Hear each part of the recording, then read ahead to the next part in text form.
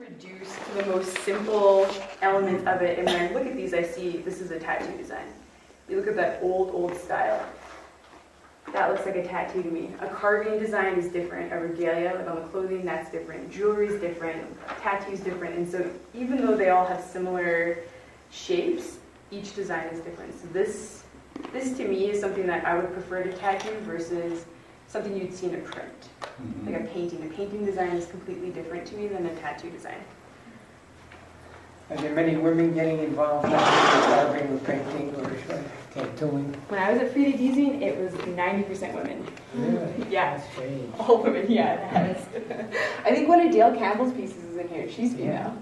She was here this summer for Indian Market too. Yeah. We got Her and her, I don't know if Terrence ended up. He was here. I was sure to Terrence.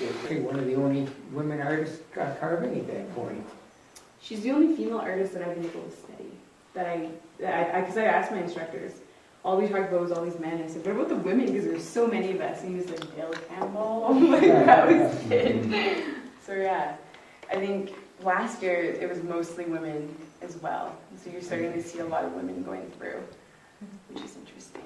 Is there a cultural bias for men to work in it or women, or how does that fit into your cultural values?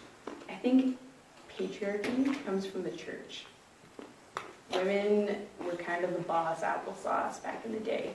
Mm-hmm. And then the church's influence came in and silence women. Society still does it today. They always tear down women because we're so scared of how powerful they are. So when I think about that, I think about it could have been either a man or a woman. I think about how nurturing our culture was, and if you were good at something, if you shone at something, then they would encourage that. They wouldn't be like, oh no, you're a female and you can't do that. I don't think that makes sense. Western buyers might not have bought female work as much. Yeah. So that might just be what's in collections. Right? Like, blame that patriarchy. Yeah. Just pick one. But yeah, I don't really believe in that. I'm a little bit of a feminist. Yeah, there was a lot of things that got influenced by the church, and even ceremonial, like I talked to a lot of our elders and our teachers and my mentors, and I talked to them about that. Right? It was like when we stand. When everybody says, "Oh, you got to stand," you're saying a prayer. I'm like, "Oh no." Okay, no. That's my mentality because of what I've learned from my father, and my grandfather, and my great grandfather. Our people, everything was done through ceremony. Anything that we did, anything that even before we even took a step to it and put work to it, there was a ceremony before that. The families had to get up and talk about what they're going to do. But even prior to that, there's a prayer said.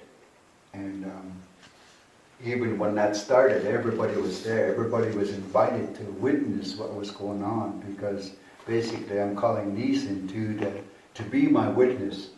In other words, to be my newspaper. So they go back home and they share with their people of what we've done.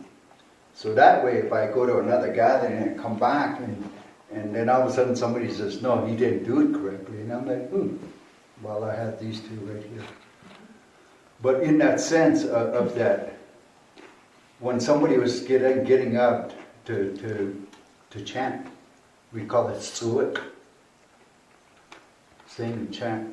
And that's all it was. It wasn't a prayer. It was just a chant. It was a blessing on everybody there. And everybody was seated, and that was our way.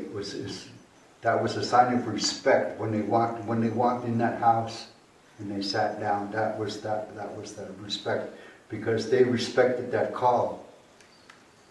Because a long time ago, they traveled.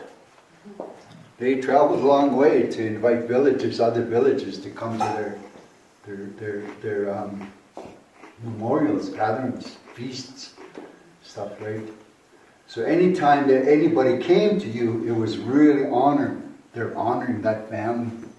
So that family, therefore, went and followed that protocol. Right? So now, and then that's when I say, well, where does all this standing up come from? Like, you go somewhere and Paul not just, oh, you gotta stand like. And Hank was like that. Hank wouldn't stand up. Hank was one of our teachers, and he'd just sit there like that, So a lot of that, I see that a lot of that is coming back now. It's like the way I see it, my experience in my life, what I'm going through right now. It's just like we're relearning our old ways. Totally.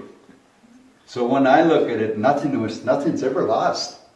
We didn't lose anything. Just to sleep. Yeah, you just got put to sleep. What is your background? Nuu-chah-nulth, sorry.